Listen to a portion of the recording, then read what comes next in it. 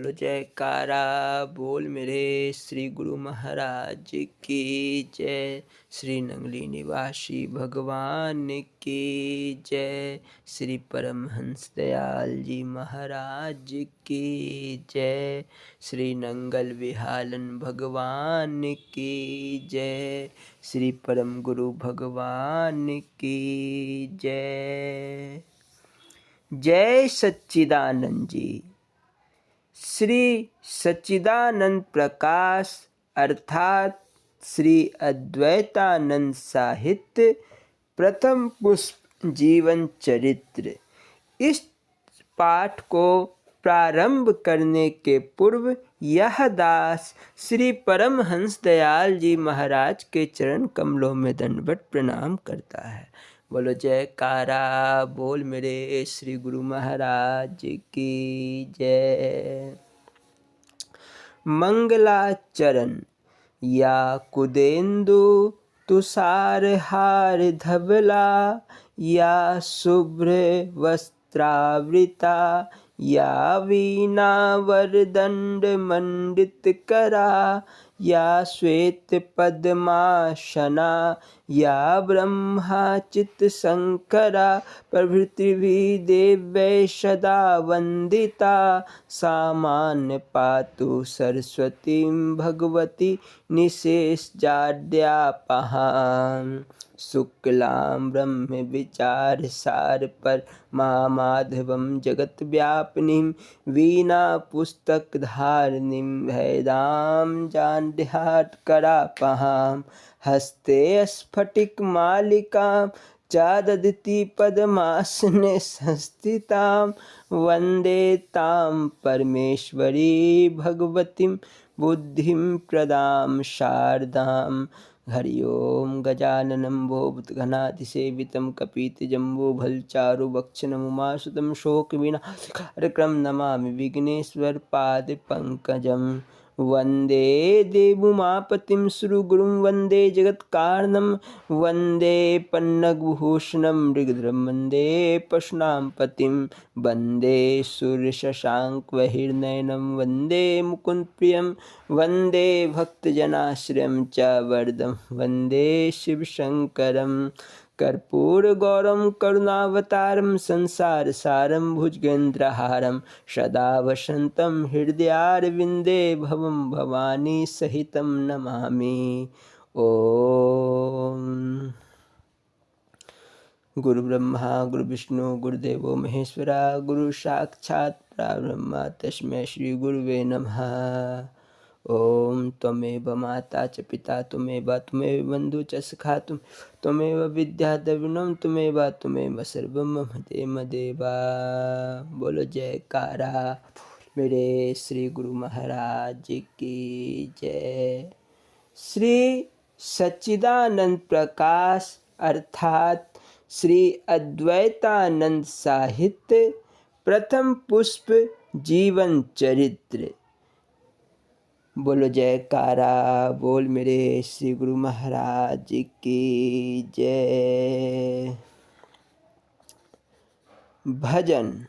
बोलो जयकारा बोल मेरे श्री गुरु महाराज की जय।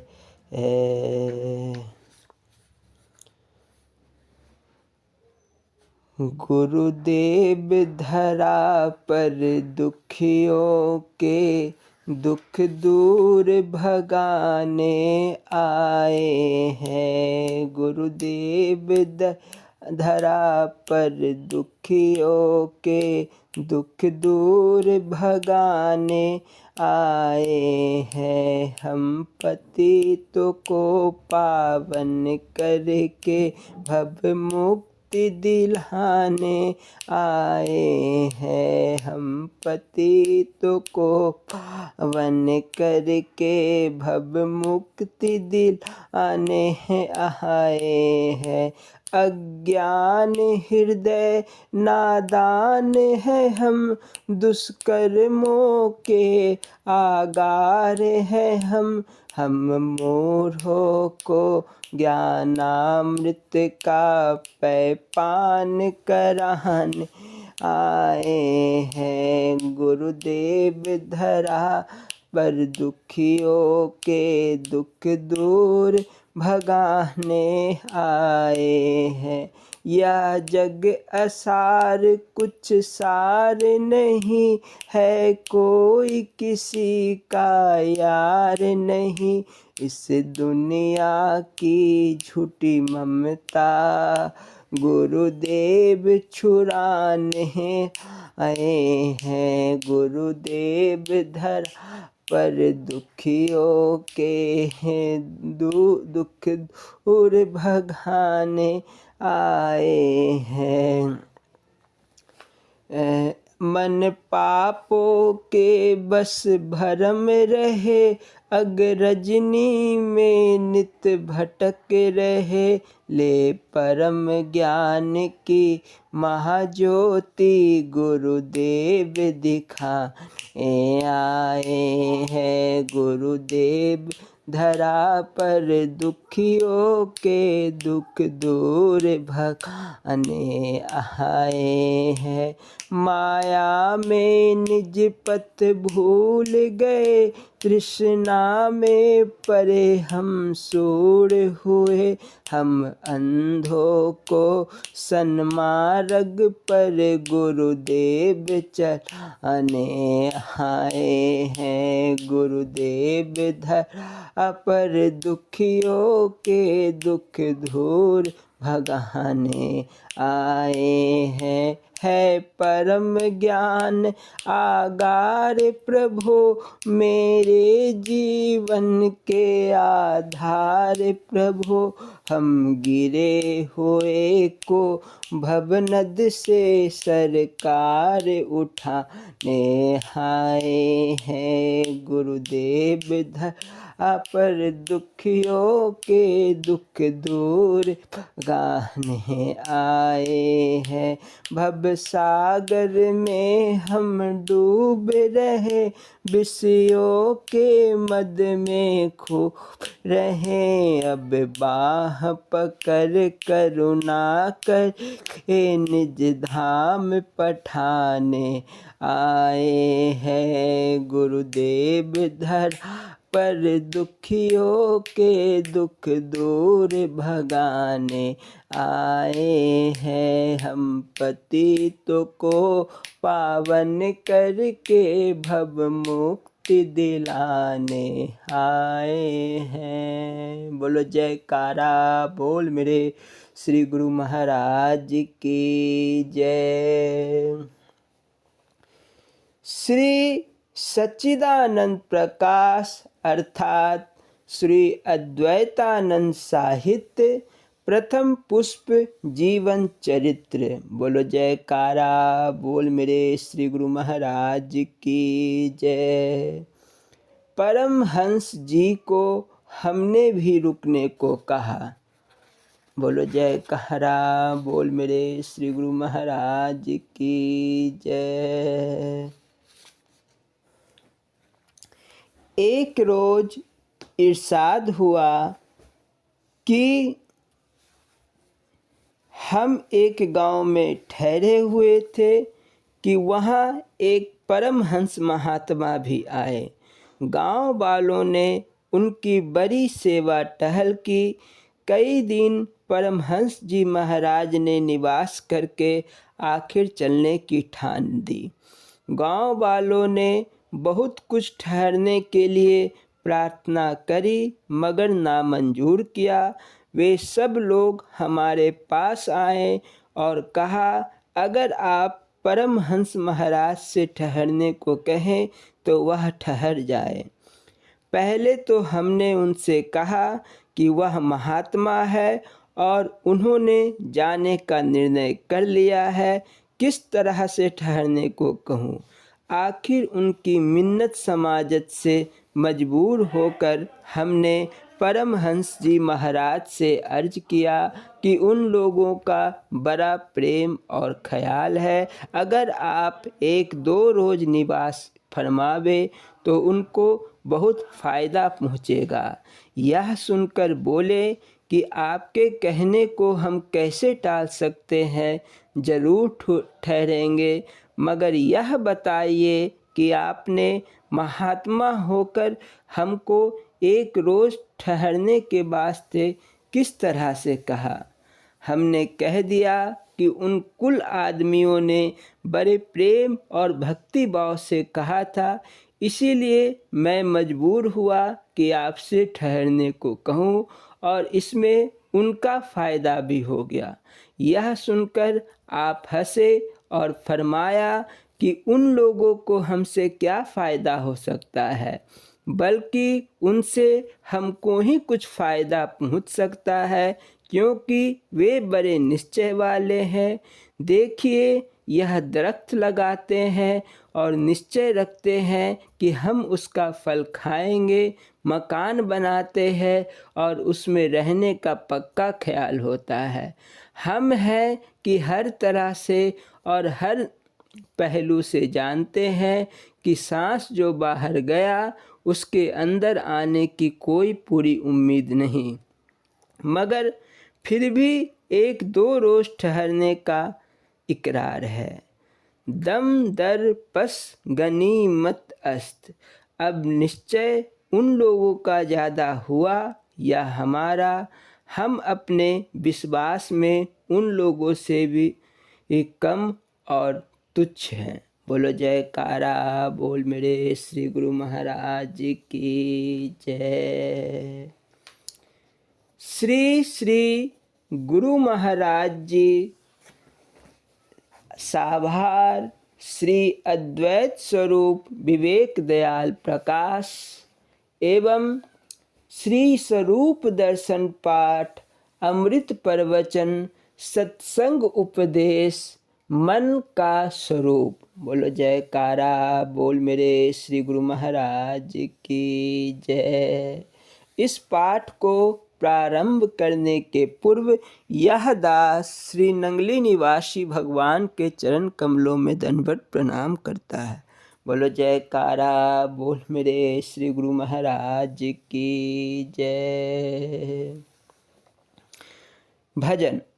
सोया मनुआ जागा सतगुरु दर्शन करके तेरा, सोया मनुआ जागा सतगुरु दर्शन करके तेरा, दर्शन गुराद करे प्यारे कोट पाप कट गए हमारे, दुख भरम सब भागा सतगुरु दर्शन करके तेरा, दुख भरम सब भागा सतगुरु दर्शन करके तेरा, वचन गुरांदा लागा मीठा चंद नुरानी मुखरा ढीठा, प्रेम हृदय में जागा सतगुरु दर्शन करके तेरा, प्रेम हृदय में जागा सतगुरु दर्शन करके तेरा, जगत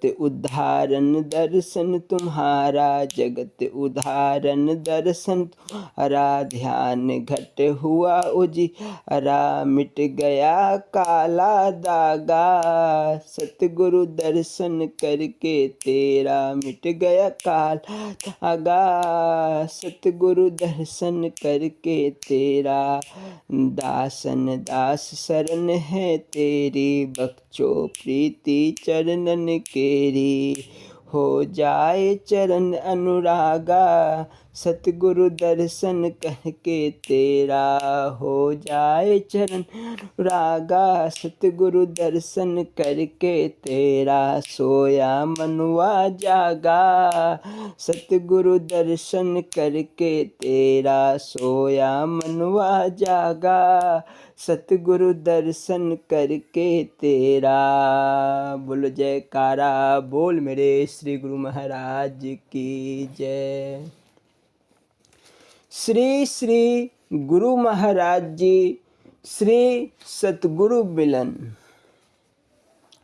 राम कृष्ण से को बरा तिन्हु तो गुरु कीन, तीन लोक के वो धनी गुरु आगे आधीन। बोल मेरे श्री गुरु महाराज की जय। श्री सद्गुरु मिलन।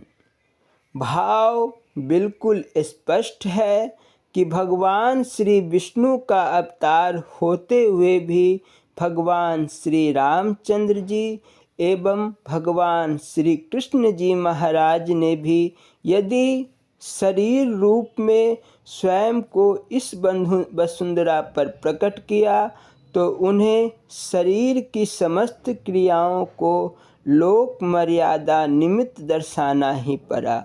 जो ऋषि मुनि उन्हीं भगवान की श्री कृपा से ब्रह्म ऋषि बने थे, उन्हीं से स्वयं ज्ञान प्राप्त करने का उपक्रम लोक मर्यादा के लिए अनिवार्य था।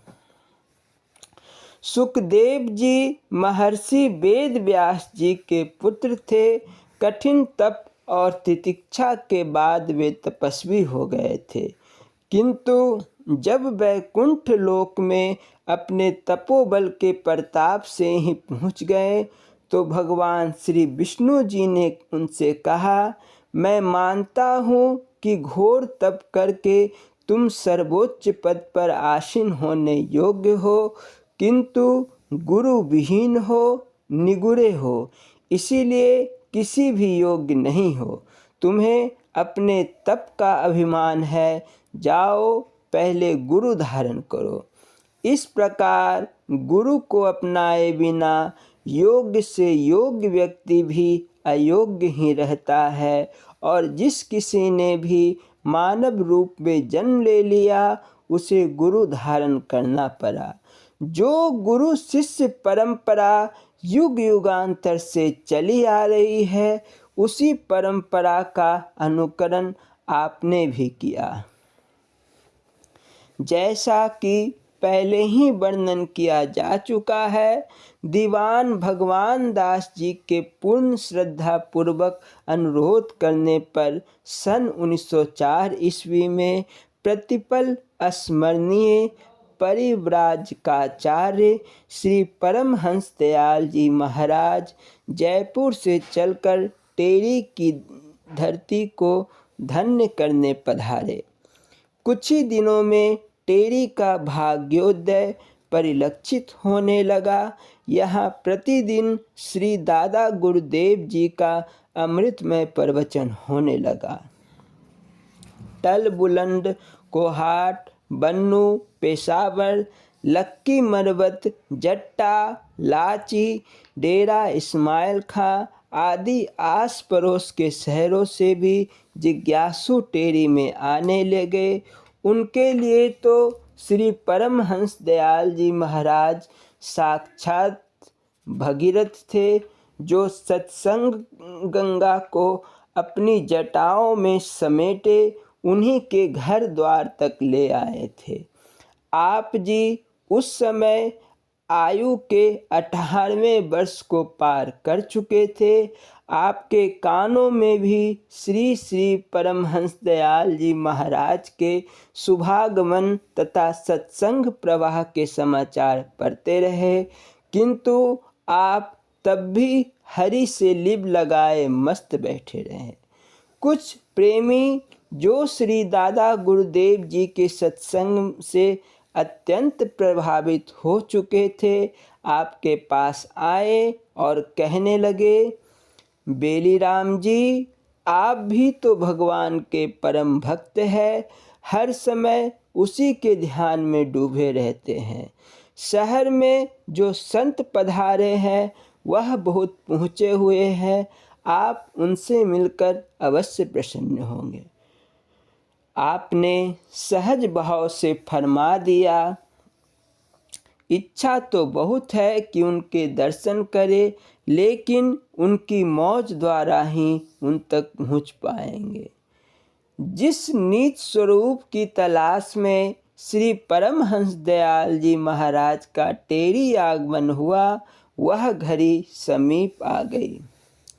इधर प्रेमी है बेकरार, उधर प्रीतम को इंतजार, निराला इश्क का रुतबा, निराला इश्क का बाजार।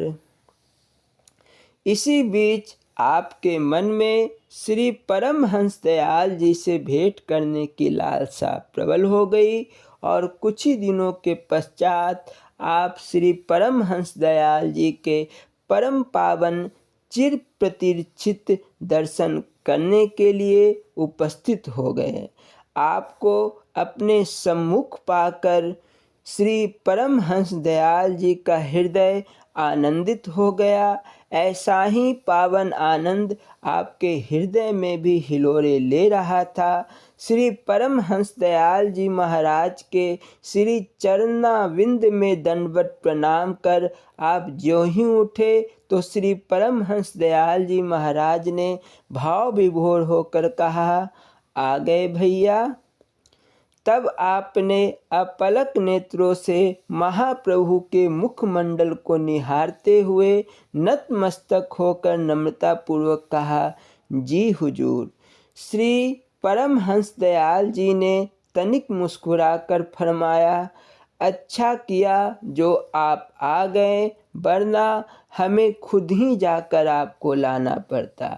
वहाँ उपस्थित प्रेमी जन इस वार्तालाप को सुन तो रहे थे, किंतु इसको समझ पाना उनके बस से बाहर था।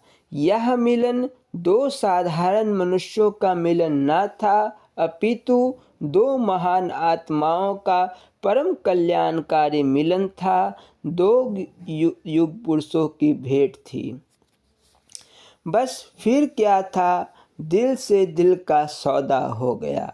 अब अपने प्यारे प्रियतम के बिना क्षण भर भी रह पाना आपके लिए असहनीय था।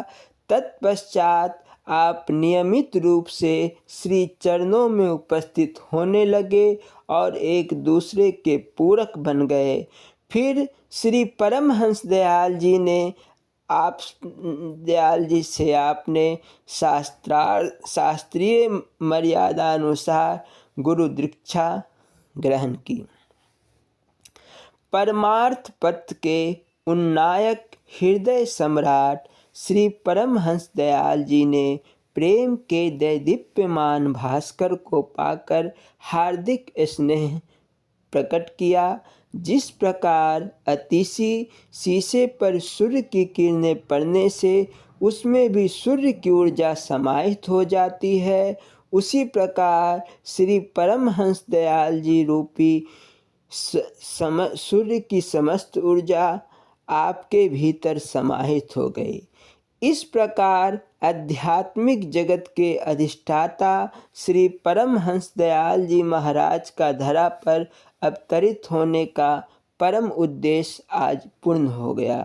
श्री परमहंस दयाल जी महाराज ने आपको भजन सिमरन की सेवा प्रदान की, जिसे आपने पूर्ण श्रद्धा के साथ स्वीकार किया। इसके साथ सांसारिक काम धंधों के प्रति आपके मन में विरक्ति का भाव पैदा होना स्वाभाविक था। अब तो आपका एक ही काम रह गया था, बस निरंतर भजन अभ्यास। कुछ दिनों के लिए श्री परमहंस दयाल जी आगरा चले गए। पीछे आपने अकेलापन महसूस करते हुए अपने भाई साहब से आगरा जाने की इच्छा व्यक्त की। उन्होंने आपको कुछ रुपए दिए कि लौटते समय अमुक अमुक सामान लेते आना। आपने आगरा जाकर सारे रुपए कृष्ण द्वारा लंगर में भेंट कर दिए और श्री गुरु नानक देव जी की भांति सच्चा सौदा करके खाली हाथ टेढ़ी लौट आए। इस घटना से भाई साहब को इतनी निराशा हुई कि उन्होंने स्पष्ट शब्दों में कह दिया, भाई जो काम तुम्हें अच्छा लगे तुम वही करो। वह गुलामी में किसी की आ सकते हैं क्या भला, राह हक दिखलाने का जिसने है जिम्मा लिया। अंततः आपने गृह त्याग कर दिया। आप कभी टेरी के समीप बहने वाली तोई नदी के किनारे एक पर्वतीय गुफा में बैठकर भजन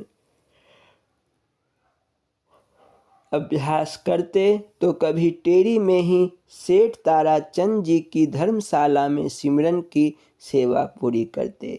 भूख लगती तो आप टेरी में ही दोपहर के समय 2-3 घर जाकर हरिहर नाम का उच्चारण करते। किसी द्वार से कुछ मिल गया तो ठीक, नहीं तो 4-6 घर छोड़कर फिर हरिहर का उच्चारण करते। आपके भक्ति भाव से सब भली भांति परिचित थे, इसीलिए दोपहर के समय लोग अपनी रोटी का चौथा भाग आपके लिए पहले से ही निकाल कर रखते थे। एक भाग्यशाली बुढ़िया के द्वार पर आप अक्सर हरिहर शब्द का उच्चारण करते। त्रेता युग की सबरी की भांति वह आंखें बिछाए आपकी राह देखती रहती और तुरंत ही रोटी ले आती। एक दिन उस बुढ़िया के घर में देने के लिए कुछ न था, किंतु अंतर्यामी लीलाधारी प्रभु दरवाजे पर जा खड़े हुए और भिक्षा के लिए हरिहर शब्द का उच्चारण किया। अंदर से बुढ़िया खाली हाथ आई और इनकार करते हुए बोली, आज घर में कुछ नहीं है बाबा। आप बोले, मैया रसोई घर में जाकर देख, रोटी तैयार होगी। बुढ़िया यह सोचकर रसोई घर में गई कि आकर कह दूंगी कि आज घर में आटा नहीं है, मगर जो ही वह रसोई घर में गई तो देखती ही रह गई कि वहाँ आटा तो क्या, संपूर्ण भोजन सामग्री प्रचुर मात्रा में मौजूद थी। चूल्हा भी जल रहा था और रोटी भी तैयार थी। अपनी आँखों से ऐसा दृश्य देखकर बुढ़िया समझ गई कि यह सब बाबा जी का ही चमत्कार है। यह कोई साधारण बाबा नहीं, अपितु दिव्य चमत्कारी बाबा प्रतीत होते हैं। कभी भी एक पल से अधिक किसी द्वार पर ना ठहरने वाले सृष्टि के पालनहार आज बुढ़िया के हाथ से रोटी मांगकर उसकी दरिद्रता को हमेशा के लिए दूर करने आए थे।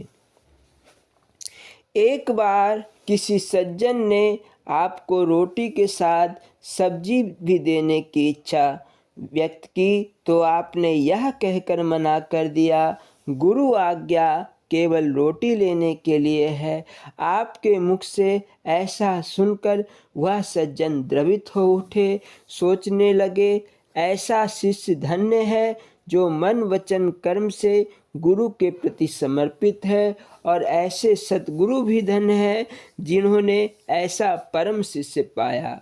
संसार से उपरामता और विरक्ति का भाव जब प्रकाष्ठा पर आ पहुँचा तो एक दिन आप अपने गुरुदेव के श्री चरणों में उपस्थित हुए और विनती करने लगे, अब इस संसार में मेरे लिए कुछ भी नहीं है, आप कृपा करके मुझे संन्यास भेष प्रदान करें।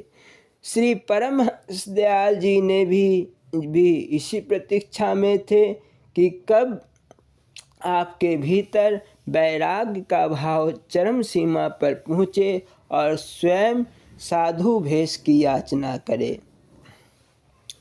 उस समय आपके केस बहुत बढ़े हुए थे, वस्त्र भी जहाँ तहाँ से फटे हुए थे, सुकोमल चरणों में कांटों की वजह से घावों के निशान भरपूर थे।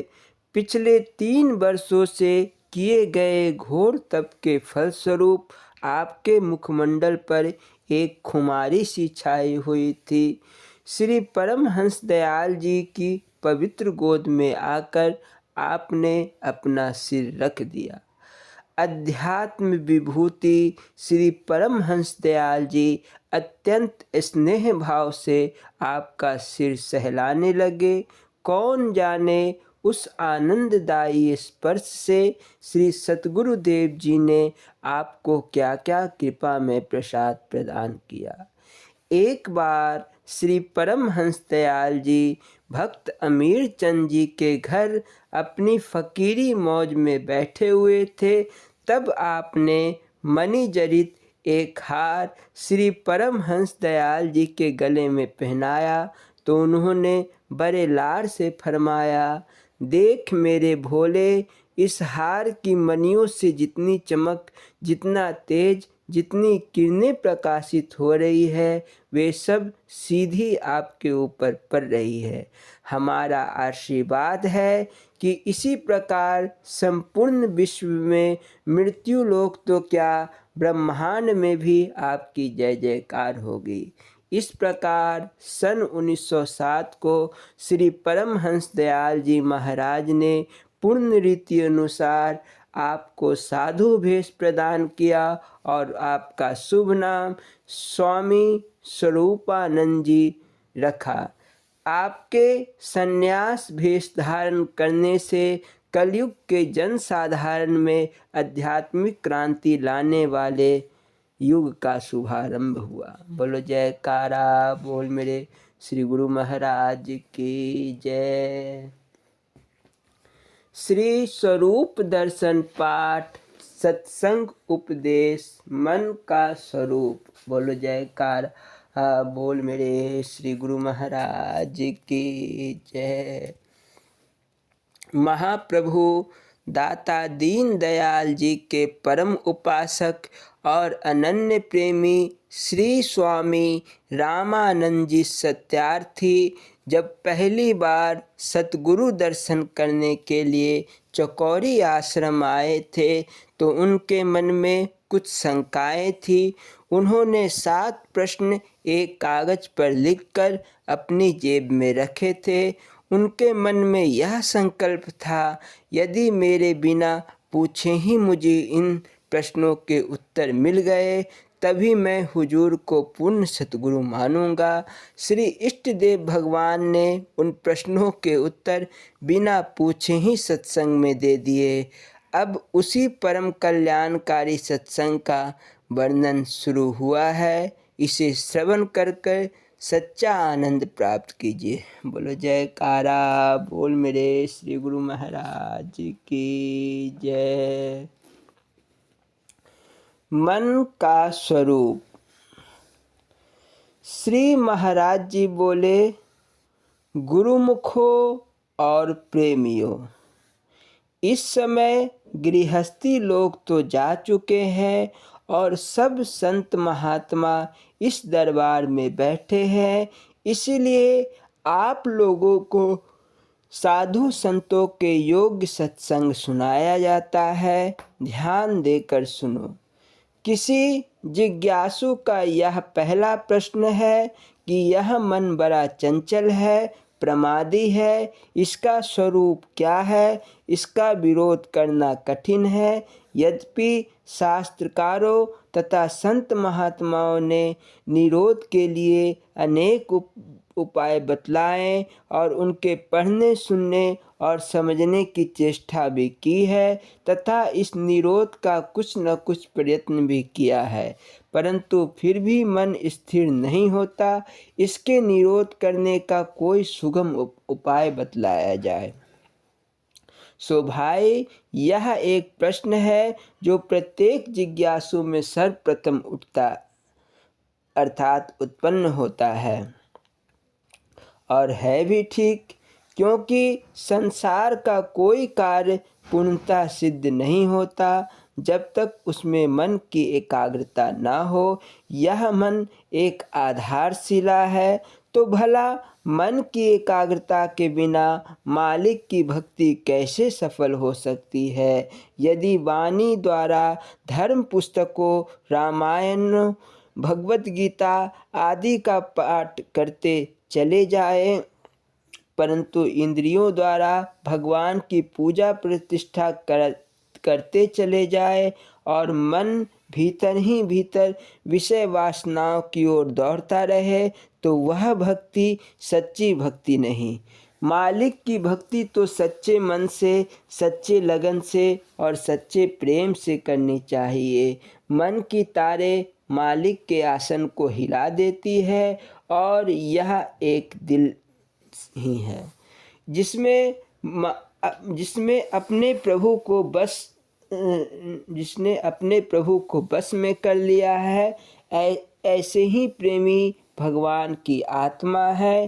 प्रेमियों, सब जिज्ञासुओं को यह बात ध्यान रखनी चाहिए कि मन बस में हुए बिना इसका निरोध कठिन है। सर्वप्रथम मन को शुद्ध आचरण में लगाना चाहिए। मन की शुद्धि के लिए जो साधन बतलाए गए हैं, उन सबसे पहले शुद्ध विचार और शुद्ध आचार की आवश्यकता है। शुभ वासनाएं मन को शुद्ध करती है और बुरी बातों के चिंतन से मन मलिन हो जाता है। इसीलिए प्राणी मात्र का शुभ चिंतन करना इसका प्रथम साधन है। दूसरों की भला करना तो सीखो। दूसरों के नहीं बन सकते, अपने तो बनो। अपनी उन्नति के लिए हितैषी को चाहिए कि अपने मन को अधोगति की ओर ना ले आए और बुरी बातों का चिंतन ना करे।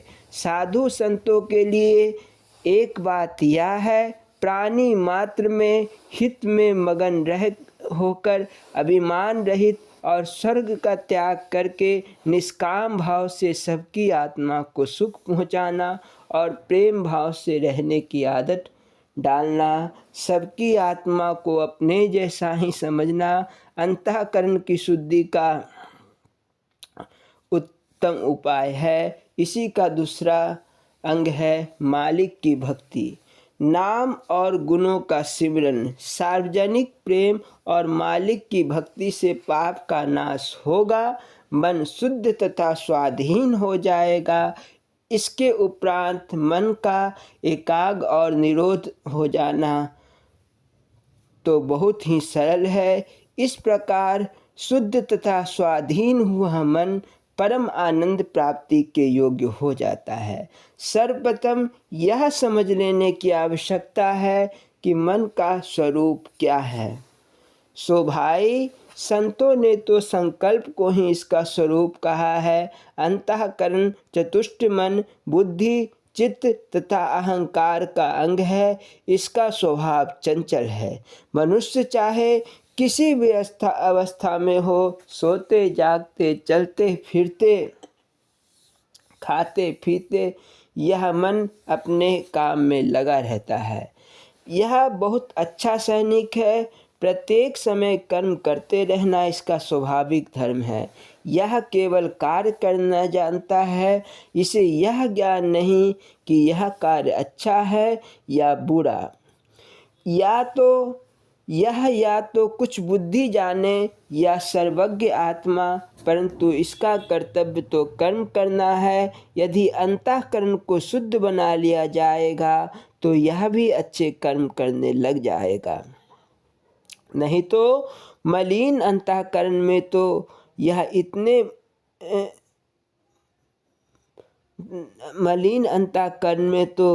इतने बुरे कर्म करता है कि बुराई को भी रावण के समान लज्जित करता है और अपने से धोखा करता है। जब देखना यह है कि हम इस मन को किस प्रकार सत्मार्ग पर लगा सकते हैं, इसके स्वाभाविक धर्म से किस प्रकार लाभ उठा सकते हैं। कर्म करना इसका स्वाभाविक धर्म है।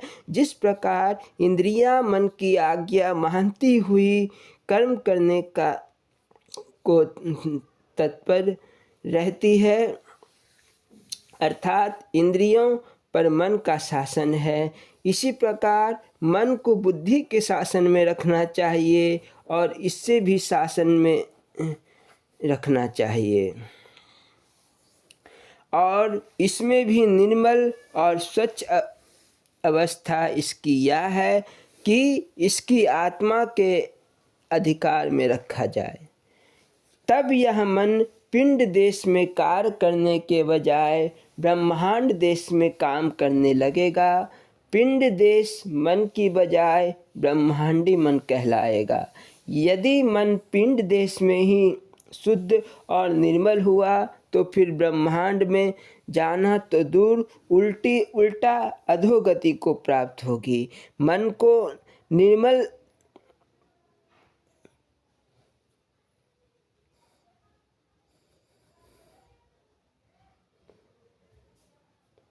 मन को निरोध करने का यही अर्थ है कि उसको बुरे विचारों से रोके और सत्य पुरुषों के वाक्यों को संशय रहित होकर मान जाए।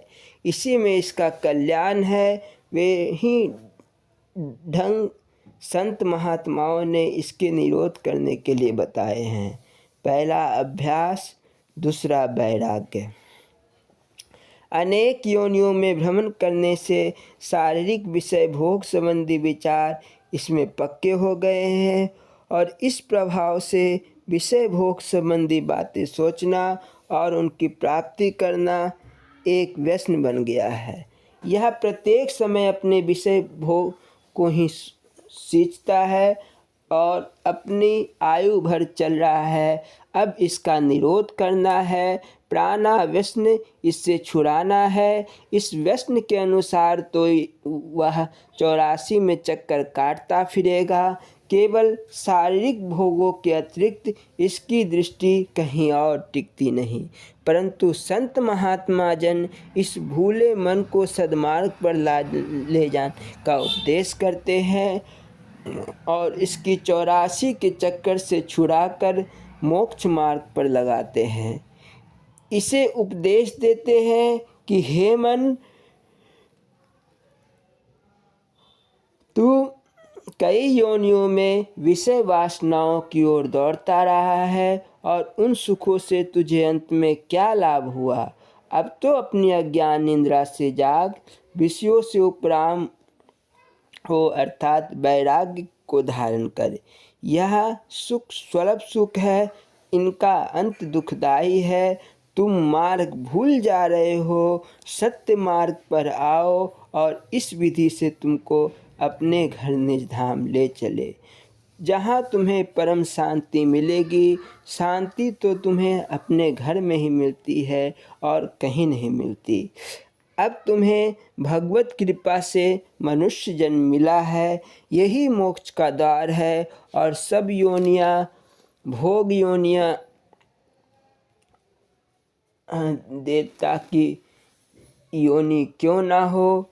ऐ मन, मान जा और यह बात भी अवश्य मान जाएगा। मनवाने के लिए प्रबल इच्छा और सांसारिक विषयों से वैराग्य और अभ्यास की आवश्यकता है। निराश होने की आवश्यकता नहीं है। तो मन ही अनमन नहीं लेने वाला है, अनमन नहीं मान लेने वाला है। मन भी आत्मा की एक ज्योति है, परंतु ये व्यापक और सदैव साथ रहता है। जब इसकी भोग तृष्णा अथवा इच्छा दूर हो जाती है, तब यह परम आनंद प्राप्त करने का अति अद्वितीय साधन है।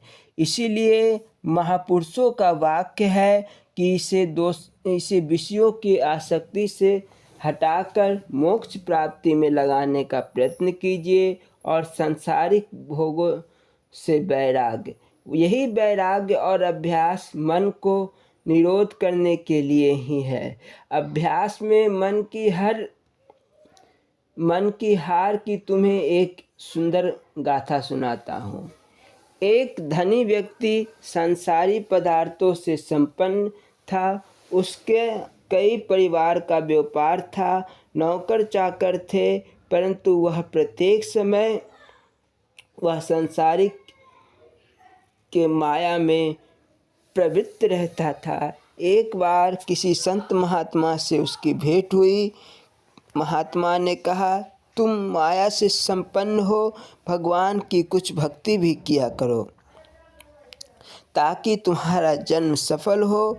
उत्तर में वह कहने लगे, महात्मा जी, आपकी बात तो ठीक है, परंतु मुझे काम से समय नहीं मिलता। महाराज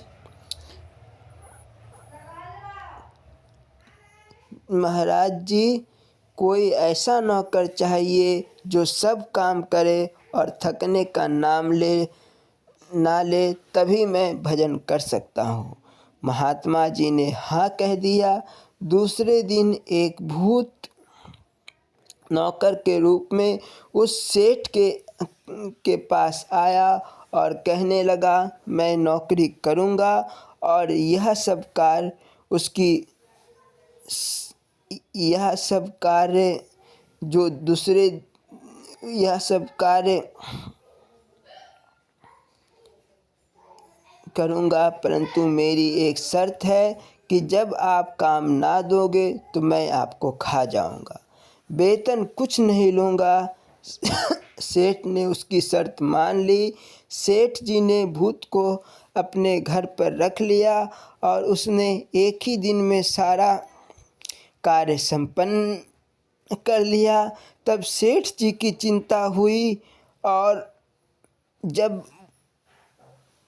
वे महात्मा जी के पास जाकर अपना रोना रोने लगे। महात्मा जी ने उसे कहा कि एक बांस अपने घर में बांध दो और जब भूत कार्य से खाली हो जाए तो उसको कहो कि इस बांस पर चढ़ो और उतरो। सेठ ने ऐसा ही किया और भूत बसीभूत हो गया। तो यह मन भी एक प्रकार का भूत है। खाली होने पर मनुष्य की शक्ति खा जाता है। इसे श्वासों के सिमरन रूपी बांध पर चढ़ाओ और उतारो, तब यह स्वयं ही एकाग्र हो जाएगा। मन को वश करने का सबसे अच्छा उपाय ध्यान है। अपने इष्ट देव में ध्यान लगाने से मन कर स्थिरता होती है। सुगम रूप से होती है। यद्यपि ज्ञान विचार द्वारा भी इसकी चंचलता को रोका जा सकता है, तथापि इष्ट देव का अध्ययन और भी श्रेष्ठ है, क्योंकि इससे पूर्व जन्मों के कर्मों के संस्कार भी नष्ट हो जाते हैं। इसीलिए ज्ञान की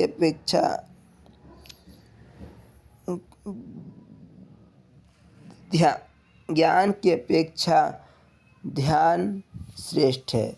ध्यान लोग प्रायः जिज्ञासु, अडोल तथा निश्चिंत होकर परम पद की प्राप्ति का सहज ही भागी हो जाता है। भेषधारियों के लिए इससे बढ़कर और कोई सुगम उपाय नहीं।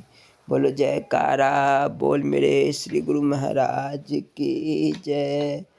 स्वामी हीरानंदपुरी जी महाराज जी की लीला संस्मरण एवं अमृत प्रवचन। बोलो जय बोल मेरे श्री गुरु महाराज की जय। यह लीला संस्मरण एवं अमृत प्रवचन प्रारंभ करने के पूर्व यह दास श्री स्वामी हीरानंदपुरी जी महाराज जी के चरण कमलों में दंडवत प्रणाम करता है। बोलो जयकारा बोल मेरे श्री गुरु महाराज जी की जय। बोलो जयकारा बोल मेरे श्री गुरु महाराज की जय। भजन। सतगुरु दयाल जग के दुख से छुड़ाने वाले, भव सिंधु में कुटुंब के सब हैं डुबाने वाले। माता पिता तुम्हारे त्रिया और सुत बेचारे, स्वार्थ को अपने सारे नाता लगाने वाले। सब तो सगे घनेरे कहता है जिनको मेरे, आखिर कोई न तेरे ये काम आने वाले। यम के परेगा पाले सबसे छुड़ा हवाले, कोई न उस ठिकाने होंगे बचाने वाले। पाके मनुष्य तन को कर ले पवित्र मन को, फूलो न देख धन को दौलत कमाने वाले। सुन लो ये बात बीती प्यारे कबीर जी की, भक्ति से उस धनी की मुँह छिपाने वाले। जयकारा बोल मेरे श्री गुरु महाराज की जय। स्वामी अच्युतानंदपुरी जी फरमाते हैं, परम श्रद्धेय श्री गुरु महाराज जी श्री श्री 108 श्री स्वामी हीरानंदपुरी जी महाराज जी का दर्शन 1962 में प्रथम और अंतिम था। उनका प्रथम दर्शन महान सुखद था। उनके मिलने का ढंग भी बड़ा ही सुहावना था। ऐसा लगता था जैसे हम उनके पुराने परिचित हैं और वो हमारे पुराने जाने माने पहचाने हो। ऐसे भावपूर्ण और आशीर्वाद देते हुए दर्शन दिए, मानो हमारे लोगों में परम प्रेमास्पद हो, परम सुहृद हो। उनको देखकर उपस्थित भक्तों के दिल खिल उठे। स्वाभाविक ही सबका सिर चरणों में नतमस्तक हो गया। बोलो जयकारा बोल मेरे श्री गुरु महाराज की जय। स्वामी हीरानंदपुरी जी महाराज जी के अमृत प्रवचन। बोलो जयकारा बोल मेरे श्री गुरु महाराज की जय। नाम रूप गुण। संगरूर एक छोटा परंतु सुंदर शहर कहा जा सकता है। यहाँ आकर ऐसा लगता है किसी रजवाड़े के राजसी नगर में आ गए हैं। यहाँ श्री गुरु महाराज जी के अनेक भक्त हैं। उनकी श्री गुरु महाराज जी में बड़ी श्रद्धा और आस्था है। लगता है जैसे पूरा शहर उनका भक्त है। जिस ओर निकल जाओ उनके 2-4 भक्त मिल जाते हैं। उनसे जय सच्चिदानंद कहकर बड़ा आनंद आता है। यहाँ भी श्री गुरु महाराज जी के अमृतमय वाणी का श्रवण करने के लिए भक्तों की अपार भीड़ उमड़ पड़ती है। बोलना जी हरि ओम हरि ओम हरि ओम। सज्जनों, आपने ईश्वर प्राप्ति की इच्छा के लिए सत्संग, श्रवण, मनन, निध्यासन, साधन, प्राणायाम, आसन, आहार विहार, ईश्वर चिंतन आदि पर सुना है और उन्हें भली प्रकार समझ लिया है। आज हमें यह जानना है कि जिस प्रभु को मिलना है उसे किस नाम से पुकारे, उसके कौन से रूप का ध्यान करे और उसके किस गुण को हृदय में धारण करे। सब प्राणी मात्र के मन में यही विचार है कि मैं परमात्मा के नाम को जानूं, उसके रूप को देखूं तथा उसके गुणों को समझूं।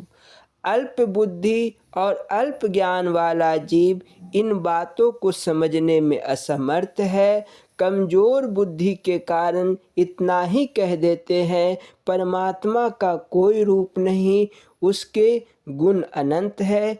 किसी हद तक यह बात ठीक भी है। यहाँ यह शंका उत्पन्न होती है कि जब परमात्मा का कोई रूप ही नहीं, फिर उसके किस रूप को देखें। वह यदि गुणों से रहित है तो उसके गुणों को कैसे जाने। उसको यदि कोई नाम नहीं तो उसे किस नाम से पुकारे। क्या उसे अरूप और अनाम कहकर चुप हो जाए।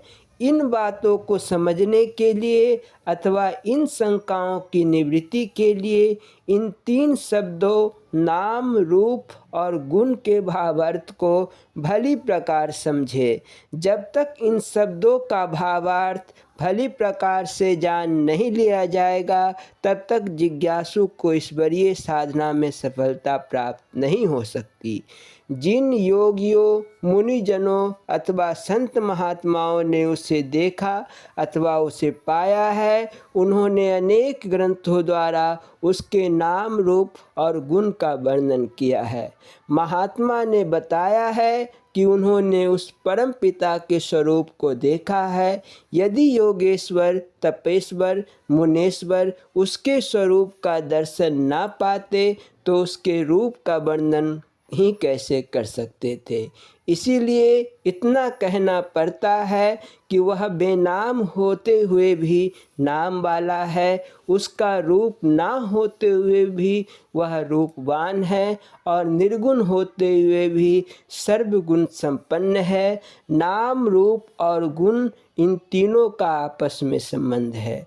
जहाँ नाम होता है वहीं रूप भी होता है, और जहाँ रूप होता है वहाँ गुण भी होता है। देखिए, आप किसी भी चीज़ को पहले नाम लेकर पुकारेंगे, फिर उस चीज़ के रूप को देखेंगे और उसके गुण को जानेंगे, तभी उसके नाम, रूप और गुण का आनंद पा सकेंगे।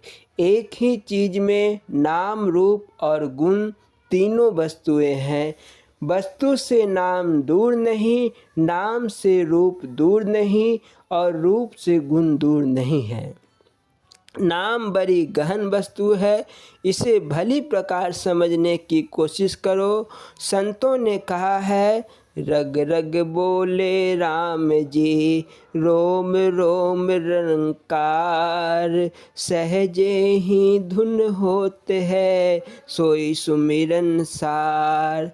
तात्पर्य यह है कि रोम रोम में राम की ही ध्वनि हो रही है। श्वास उठती तो नाभि से प्रतीत होती है, पर वास्तव में पैर के अंगूठे से उठकर चोटी के 4 अंगुल पीछे तक जाती है। हर एक नाड़ी में से होकर जाती है। इससे साबित हुआ कि शरीर के रोम रोम से गुजरती है। इसी से रोम रोम में नाम का जप हो रहा है। सहजे ही धुन होत है। नाम की ध्वनि मनुष्य के अंदर आहिस्ता से हो रही है। सोई सुमिरन सार, वही ध्वनि सुमिरन का सार है। महात्माओं ने कहा है, कौन शब्द की नावरी, कौन शब्द अस्वार, कौन शब्द की डोबरी, किसे उतारे पार। तो इसके जवाब में कहा है, सूत शब्द की नावरी, अकह का शब्द अब अस्वार, सूरत शब्द की डोबरी, तुझे उतारे पार। शिष्य ने प्रश्न किया कि कौन से शब्द की नाव है और कौन सा शब्द है जो पार उतारने वाला मुसाफिर है, तथा कौन से शब्द की डोरी है जिससे नाविक नाव को पार लगाता है। गुरु ने जवाब दिया, सत्य शब्द अर्थात प्रभु के नाम की नाव है, और अकह शब्द अस्वार अर्थात जिसको कहा ना जा सके वह शब्द सवार है, यानी ईश्वर आत्मा। हे प्रश्न करने वाले जीव, सुरती शब्द की डोरी से खींचकर नाविक तुझको पार उतारेगा। तात्पर्य यह है कि भवसागर से पार करने वाला केवल एक प्रभु का नाम है। शेष अगले भाग में। बोलो जयकारा बोल मेरे श्री गुरु महाराज की जय। स्वामी परम ज्ञानानंद पुरी जी महाराज जी की लीला संस्मरण एवं अमृत प्रवचन। बोलो जयकारा बोल मेरे श्री गुरु महाराज की जय। इस पाठ को प्रारंभ करने के पूर्व यह दास स्वामी परम ज्ञानानंद पुरी जी महाराज जी के चरण कमलों में दंडवत प्रणाम करता है। बोलो जयकारा बोल मेरे श्री गुरु महाराज की जय। भजन। बोलो जयकारा बोल मेरे श्री गुरु महाराज की जय। तेरा दर्श पाने को जी चाहता है, खुद के मिटाने को जी चाहता है। तेरा दर्श पाने को जी चाहता है। तेरे नाम की जो बहती है गंगा, मेरा डूब जाने को जी चाहता है, दिल चाहता तुझसे मिलके न बिछड़ूं, तेरे पास रहने को जी चाहता है। जब से देखी है मोहनी मूरत, दिल में छिपाने को जी चाहता है। खो जाऊं तेरे प्यार में ऐसे, सब भूल जाने को जी चाहता है। तेरा दर्स पाने को जी चाहता है। खुदी के मिटाने को जी चाहता है। बोलो जयकारा बोल मेरे श्री गुरु महाराज की जय। ऐसे थे मेरे परम प्रभु रामेश्वर सिंह तेनुआ, कैमूर, बिहार निवासी। एक लीला संस्मरण का वर्णन करते हैं। ग्राम चटाव, फाकराबाद, कैमूर, बिहार में मेरी बहन की शादी हुई थी। 20 वर्ष बीत गए, कोई संतान नहीं होने से घर के सभी लोग दुखित थे। मेरे बहनोई अर्थात जीजा मिलिट्री में कैप्टन थे। दूसरी शादी करने के लिए लोग बाध्य करते थे, परंतु वे बड़े ही विचारशील व्यक्ति थे, दूसरी शादी नहीं किए। हर जगह से हर तरह से हार कर मैं अपनी बहन को लेकर परमपुरी पहुंचा। महाराज श्री का दर्शन कर अपना दुखड़ा सुनाया। महाराज जी ने कहा, बेटा क्यों घबराते हो, एक नहीं 2 पुत्र रत्न होंगे, एक अमर और एक शिव। 2 वर्ष की प्रतीक्षा करो। कहना नहीं होगा कि ठीक 2 वर्ष पर एक पुत्र हुआ। बड़ी प्रसन्नता के साथ मैं अपनी बहन को पूरे परिवार के साथ महाराज श्री के चरणों में ले गया। आश्चर्य की बात यह हुई कि बच्चे को देखकर श्री गुरु महाराज जी ने कहा, यह तो अमर है, अभी शिव का आना तो बाकी ही है। समय पाकर शिव भी आ गए। आज भी अमर शिव हैं और उनके जीवन में महाराज श्री के रखे नाम के अनुसार गुण भी परिलक्षित होता है। अमर आज मिलिट्री में मेजर पद पर है। इसके पूर्व अभी कारगिल युद्ध में बम गिरा, काफ़ी उसके साथी वीर गति को प्राप्त हुए, परंतु उसे सामान्य चोट लगी। आँख में जहरीले गैस के प्रभाव से ज्योति कम हो गई थी, जो इलाज के पश्चात सब ठीक हो गया। यह दूसरी घटना सन 1994 की है। मेरा लड़का उन दिनों मिलिट्री में नायक क्लर्क के पद पर था। करीब 70 जवानों के साथ हवाई जहाज़ से कश्मीर में उतरा।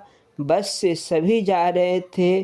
सामने एक मेटाडोर आया और उसकी कन्वाई वाले गाड़ी से टकरा गया। कुछ लोग तो मृत्यु को प्राप्त हुए, कुछ लोग गंभीर चोट से घायल होकर कराहने लगे।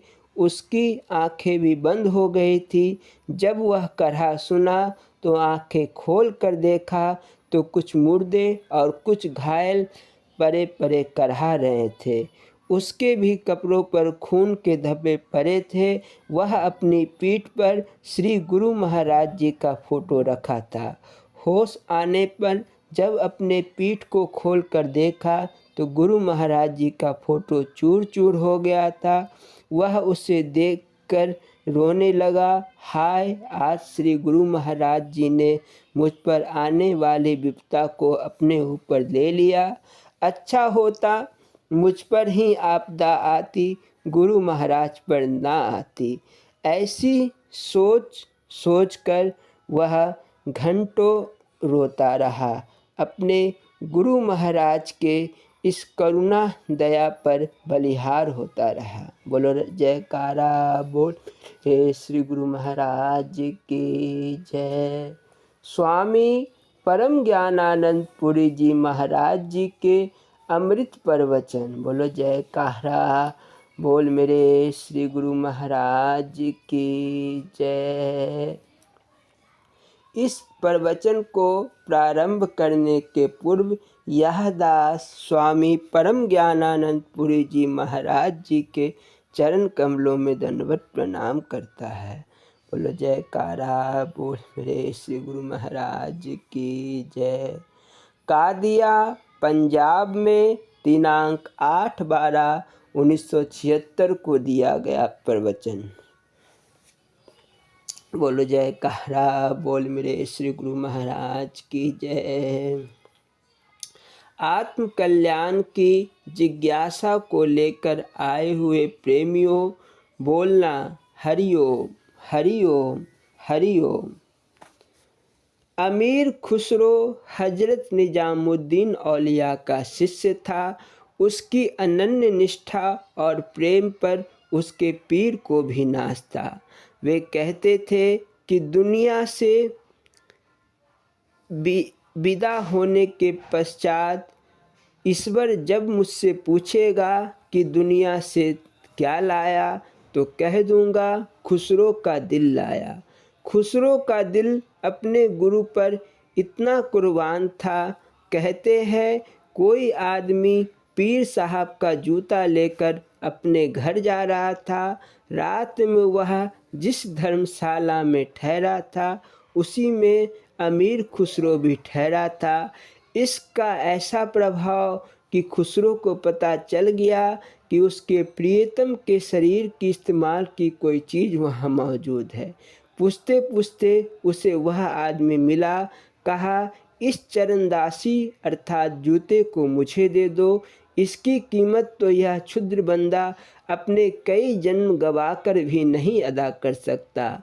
तुम यदि मेहरबानी करो तो अभी मेरे पास जो कुछ साजो सामान है उसे लेकर मुझे यह प्यारी चीज़ दे दो।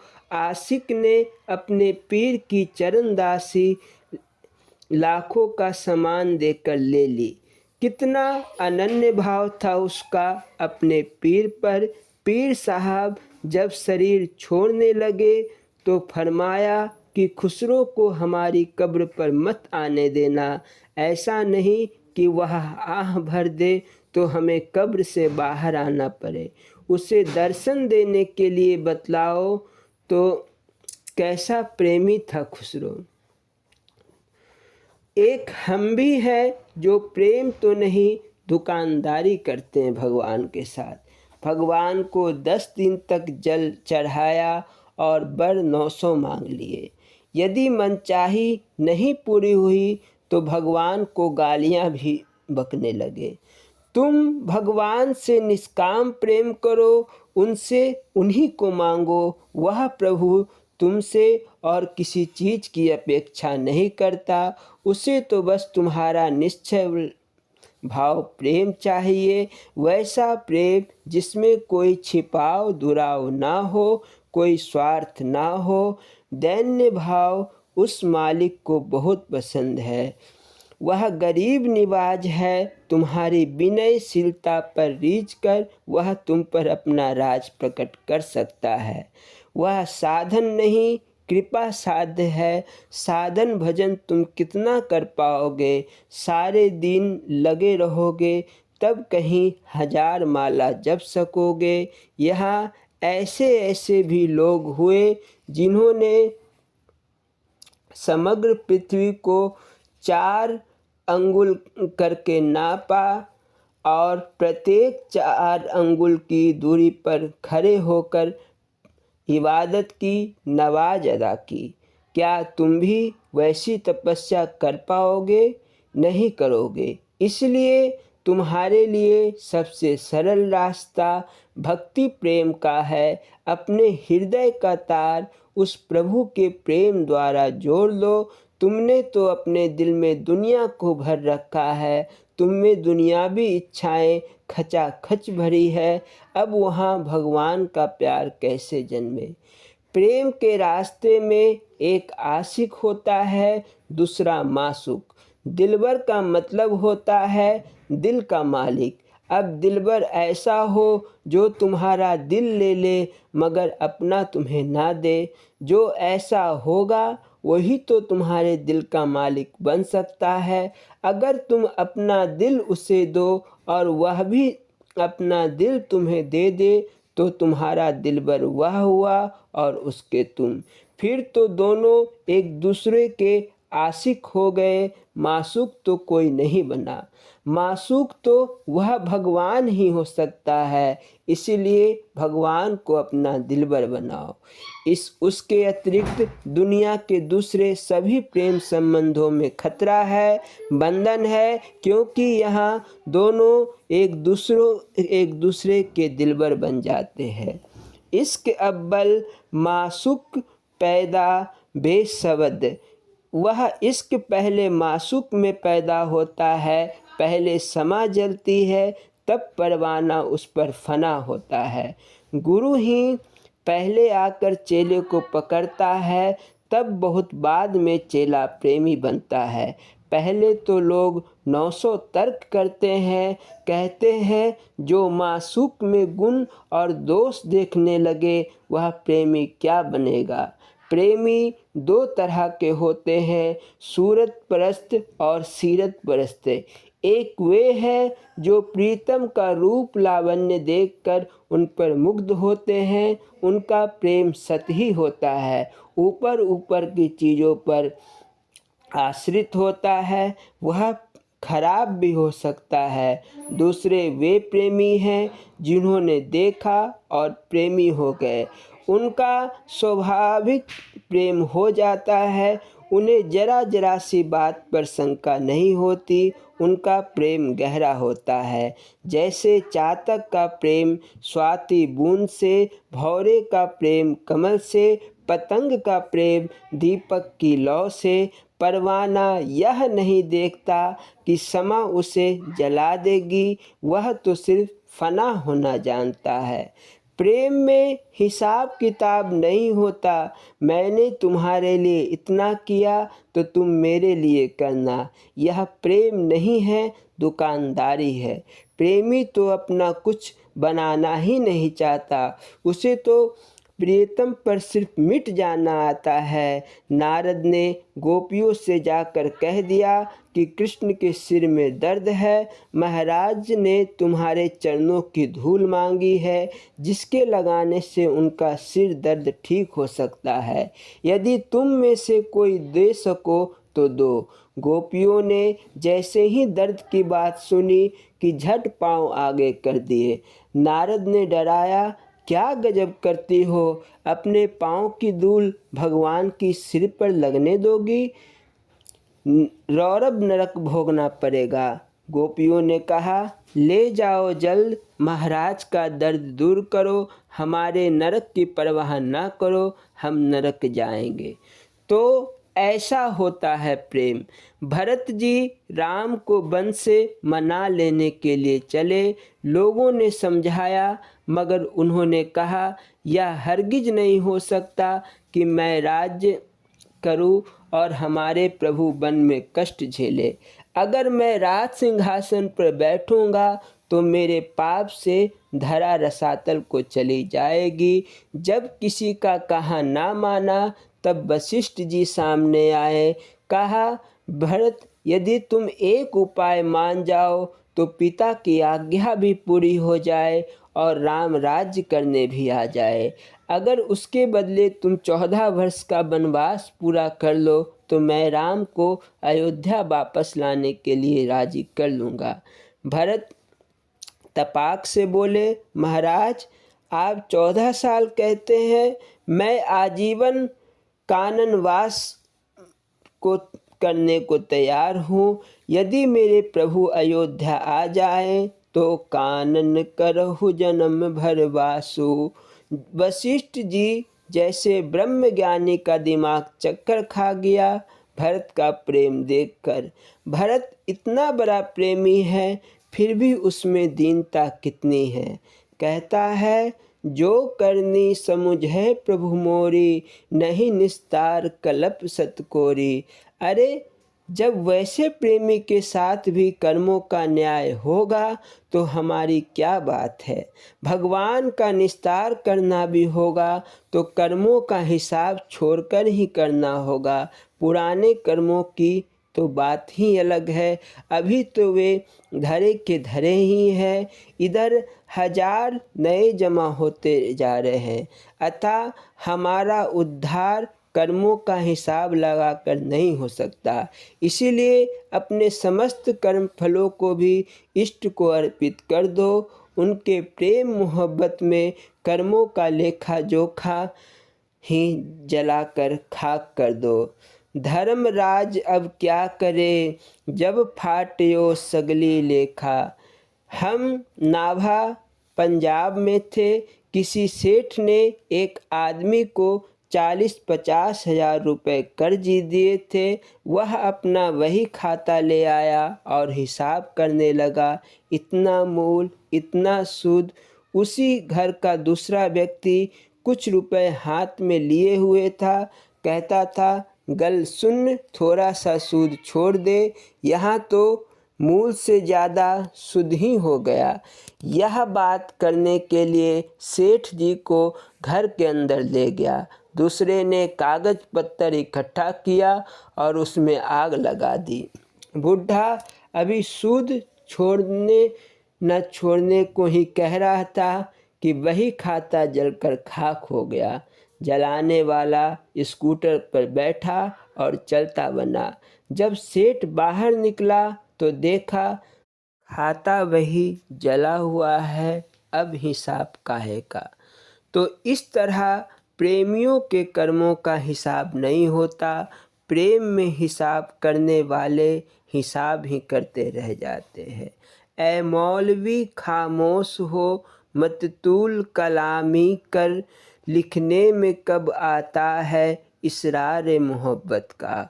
और जो मुँह से बोले नहीं नयन देत है रोए। मगर आजकल सिनेमा के एक्टर बनावटी आंसू बहाना भी जान चुके हैं। उनके पास एक मरहम होता है, उसे आँख में लगाते हैं और जोर कतार रोने लगते हैं। तो मरहम लगाकर रोना अलग बात है और दिल से रोना अलग बात है। इस वास्ते प्रेमियों बात समझ लो, प्रेम सबके अंदर है, उसे भगवान के चरणों में लगाओ, दुनिया में लगाकर उसे बर्बाद मत करो। जय गुरु आशीर्वाद।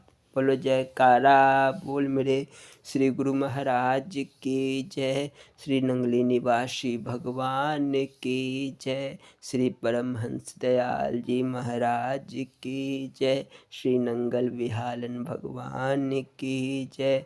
श्री परम गुरु भगवान की जय। जय सच्चिदानंद जी।